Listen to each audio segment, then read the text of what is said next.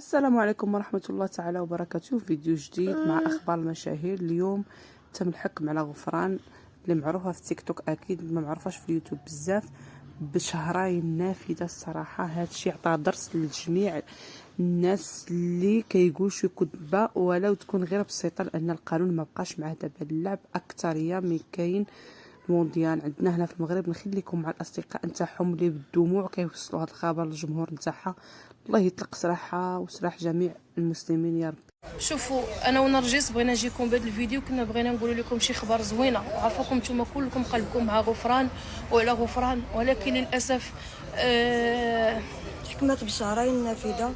حنا ما عندناش شك في نزاهه القضاء المغربي، وكنتامل من الله خير في الاستئناف. كنتمناو كل خير والله العلي العظيم. ان شاء الله دوز العقوبه ديالها وتخرج لينا بسلام، وتاخذ خدات درس تعلماتو، وغلط ما بغيت حتى شي وحده في السوشيال ميديا تعاود توقع فيه. الله يدير شي تاويت الخير، والله يجعل شا نقول. انا تلفت اختي. المهم هادشي اللي قلنا لكم وصافي، هادشي اللي عطا الله. الله يدير شي تاويت الخير.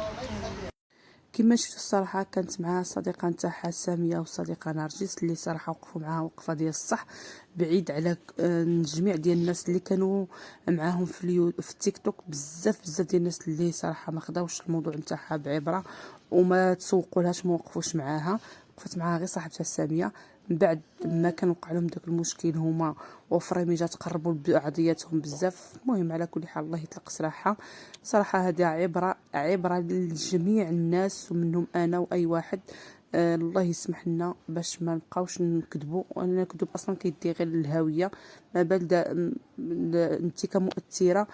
انتم كتشوفوا. المهم خليكم مع الفيديو، ما تنساوش واحد اللايك والاشتراك باش تعم الفائده ويوصلكم الفيديوهات نتاعي الجداد. الى اللقاء، الى فيديو قادم.